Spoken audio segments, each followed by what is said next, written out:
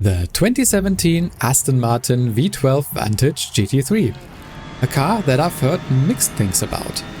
So what is it like? Let's try to find that out in this episode of the Quick Look series, where we endeavor to take a look at every single car from the Forza GT series for multiplayer and also provide you with a tune for that car. So, what is the car like? Well, as I said, I've heard mixed things about, so I was kind of anxious going into this one. But actually, this car feels really good even if you don't apply a tune to it. So as you're seeing right now in the background, this is the stock tune, so just as it is if you're driving it in multiplayer in the spec series for the GT cars. And yeah, this one is a tune that I would take into multiplayer if I had to drive a stock tune, because it really feels great. Of course, as with all stock tunes, it has some problems, mainly being maybe a little bit too stable and understeery in places, and also a little bit slow. But handling wise and driving feel wise, this is already quite good. So I was kind of happy about that, because I knew I didn't have to do all that much with tuning. Just try to get it, well, rotated around corners a little bit better and try to get it to go faster. And well, we'll see if I succeed in that. But the stock version, as I said, already feels really good. And you'll be able to see at the end of this lap that while a lot of the other stock tunes were like in the high 144s, this one actually manages to go more towards the low ones. And that is a time that I was quite happy with for a stock tune. And you can see a 144.358. And as I said, feeling quite nice in terms of handling already. I went into tuning with the mindset of just trying to extract more lap time and getting a little bit more rotation. Mainly in terms of the lower speed corners, but also in the higher speed ones, the car was understeering just a little bit.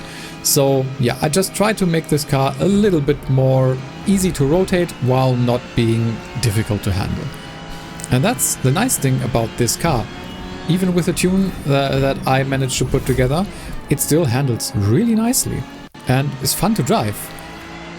The main problem that I found, even when reducing aero as much as I could, is that the car suffers a little bit in terms of acceleration, especially at higher speeds and also the top speed. So this is a car that I would maybe, if I had the choice, take more in terms of handling tracks, because I think this is where this car really shines. And well, you're seeing right now we are driving against the ghost of the Acura NSX, and if you've seen my previous video where I talked about the updated tunes for some cars, including the Acura NSX, that car is really strong, borderline OP, and we are still kind of keeping up here. And that was something where I was like, that's good. Yes, Barcelona is, I think, more of a handling track than a speed track. And that is probably why I am still kind of keeping up here. But if you're playing to the strength of this car, I think you can do really well. And even on tracks that are maybe a little bit more speed focused, you still can do okay. So you can see I did a 143.778, which is not an amazing time, but pretty good. And this is the tune that I did that in. So a lot of these values you're gonna see are pretty much standard. You've seen the things before, but as always, feel free to pause at any screen you like and take a look at what I did set in terms of values. You can see I did reduce aero as much as I could while not going completely off on the rear. I still wanted to get as much speed as I could for this one, because this is where it struggles the most. And we're gonna see that a bit in the two races that I wanna show you now. Because now we're gonna take a look at how does this perform in multiplayer. And before we get into this one, I just want to say thanks a lot for being here. If you unsubscribed to the channel yet, if you're new around here or you haven't, then just feel free to subscribe. That would really help me out. And we're getting started here at Indianapolis with the AMG, the Mercedes, cutting into my line right off the get-go. I was like, what is he doing? Does he really want that inside line so bad? But I think if you go back, and I did that as well, the guy in front of him was actually either not starting at all or was just very slow, and he just had to avoid. And I think he just overdid it in terms of cutting into my line. Luckily, it was still fine, and I actually managed to jump him here in the first corner. So I was kind of happy about that, because that easily could have ended in disaster. So settling now in P2 actually. I was kind of looking forward to this race. Yes, Indianapolis has some speed sections, like mainly the main straight, but it also has some very handling focus sections, like this one. So I was feeling kind of okay about this, and the car already in practice and qualifying felt kind of good here.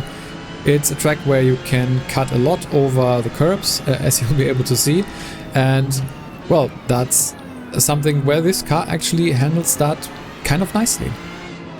I'm for now keeping up with the guy in front, but that sadly is not gonna last, as you'll be able to see in just a bit. I wanted to try to keep up as long as possible, and I managed to do that for like 1 or 2 laps, but in the end I actually fell behind by like a couple of seconds, managed to also keep ahead from the guys behind by a couple of seconds, and basically just stayed in P2 for this whole race. There was a bug in the end, you can see here, that's the final table. So this race was actually really uneventful, which is why we are skipping most of it. And instead we're gonna take a look at this second race at the Nürburgring. And this one, while having some similarities, actually has a little bit more action in it. So let's take a look at that. And we're getting started here in P2 this time, and on this track that actually gives you the inside for turn 1, which I managed to do kind of well here, and the guy in P1 actually has to concede that place, at least for now. And I think there was also a little bit of contact behind, wasn't really able to see. Mirrors on this car are once again a little bit of a problem. It's not as bad as in some of the other cars that we've already taken a look at, but it's not amazing. So I was a little bit flustered, I have to say, in this first lap here, being able to actually jump the guy that was in qualifying doing like, I think, almost a second faster than me. And that, I think, got to my head a little bit, as I already made a little bit of a mistake, as you could see in that left-hander, and then braking for this hairpin. I tried to go on power a little bit too early, get a little bit of an oversteer moment and have to correct, and that sends me over the curb at least a little bit too much, and that gives me a penalty, which, well, isn't nice to start off the first lap. And also through the Michael Schumacher S, I definitely didn't do as well as I would have hoped, and then again struggle on the left-hander here, and that means that the AMG, who started in P1, is now back in that position. And at this point I was like, okay, get your head in the game, you can do a lot better, and if you just try to follow this one, he is a good driver. That I was able to see that in qualifying already, so I was like, okay, just try to stick with him. And I managed to do the chicane a little bit better than him, and have to avoid a little bit afterwards, and I think he gives me more than enough space here. I really didn't have to do that, but I think he was a little bit afraid that I was just gonna send it on the inside. Wasn't really the plan, but I get where he's coming from, and well, we're gonna see how well I am able to do going into the second lap here. And for now I'm keeping up, but sadly once again in this race it's gonna be a similar situation as on Indianapolis, as I am able to kind of keep up, but well, not quite, and will fall behind at least a couple of seconds, as you'll be able to see in a bit. So that gives me an opportunity to talk a little bit more about the car. So as I said, even without tuning, this feels really good. With tuning, I think this is one of the best handling cars. I mean, yes, there are some other cars that also handle really nicely, but this one I have a lot of fun with. The only problem, as I said before, is top speed and higher speed acceleration. It really falls off there. So any track with long straights and I'm already immediately thinking about Le Mans. That's not a track that you want to take the Aston Martin to, in my opinion. It will really struggle there. And well, also some other tracks like maybe Hockenheim and Yas Marina come to mind. I don't think the Aston Martin is gonna be all that great on these tracks. But the more handling focused ones, which Nürburgring is to a degree, and Barcelona is as well, and I'm already thinking about Limebrock, I think those tracks you can do quite well in the Aston Martin as well. We are, by the way, now in lap number 4, and it's time to go to the pits. You already see that I did, well, managed to get a gap to the guys behind of about 5 seconds, but also lost out to the guy in P1 by also about 5 seconds. And I now come out of the pits in a little bit of traffic, and this was a very unfortunate situation. You can maybe still see here in the top left that the guy in P1 is 5.5 seconds away right now, but he is still in P1. He managed to clear the guys who were still not pitting, while I am stuck in traffic now, because the guys in front all didn't pit yet, and that means they are either on hards or more likely they are going to pit at the end of this or the lap after. And that means that the guy in P1 has all the space in the world and can just do his thing, while I have 3 guys in front which I will have to pass somehow. And already I was like, oh, how do I want to do this? Luckily the guy on the left stayed there and I was able to clear the first one. And well, there is gonna be a little bit of trouble in front, and I tried to get the Mercedes here on the exit and well, managed to do so for now, but the entry into the Michael Schumacher is in this time, well, that wasn't great. And I go over the grass, slow down, and that means that the Mercedes will get me back. At least he is on my outside right now. I try to go for the inside and leave him space. There is a little bit of a contact, and I think I was trying to look behind to see what was going on. As I said, the mirrors aren't great, and I kind of missed the apex on that corner, and I think also accelerated too early. And again, went off track and had to concede that position once again. So yeah, it was a little bit frustrating, and I was really losing time because of that. Not only because I was in traffic, but also because I was doing mistakes, let's be fair here. But that's not to say that this car isn't a good one. I was able to still do kind of well, and I'm now able to clear the guys who I think all now went to the pits. And we are now in the second to last lap, as I, well, once again go a little bit wide here. I don't think all that much, but the game is like, yep, that's a second penalty almost. And well, again through the S here, I don't know, I don't think that I'm taking that like you should.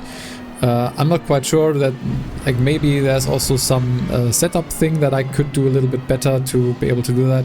Like maybe a little bit more rear wing. Maybe I did go overboard with that a little bit. A little bit more rear wing would probably help to stabilize the car there, but yeah, maybe it's also just my driving.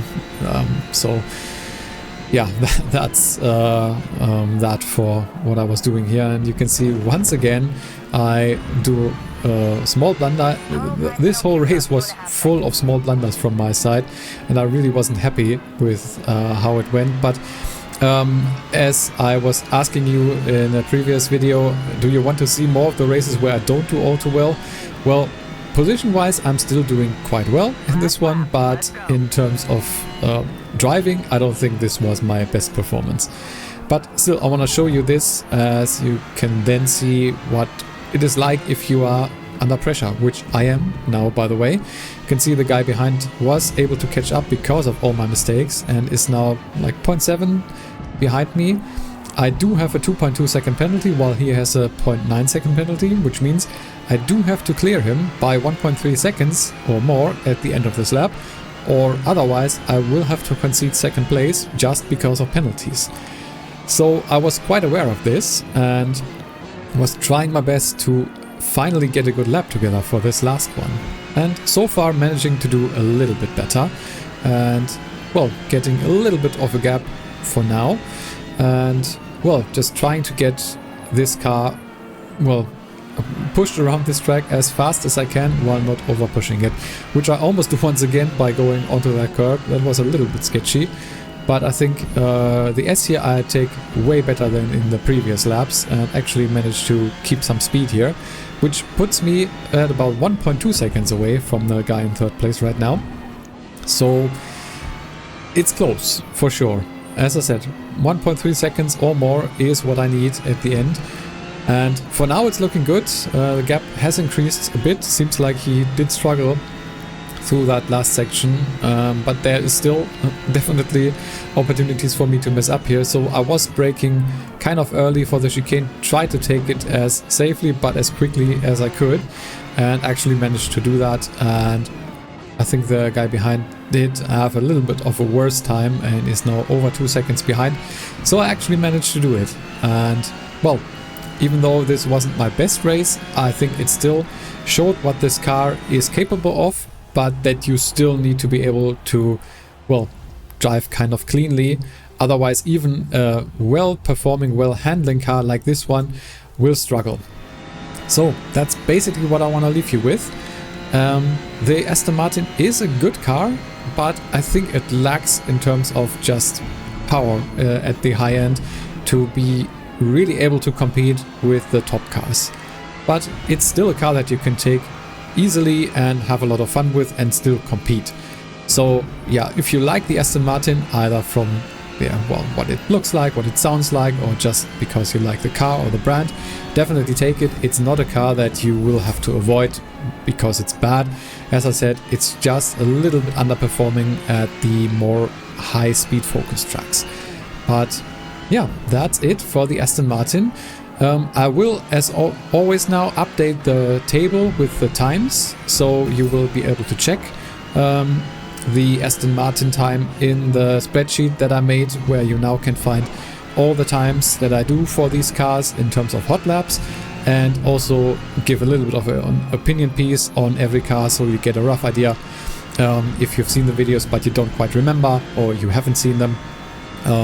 Which, by the way, they are also all linked there, as well as in a playlist that I've linked in the description of this video. So if you want to check out another car that you maybe are interested in, feel free to do so down below. I will also link you another video. And with that, I would like to thank you for watching. I've been HD Racing. See you next time.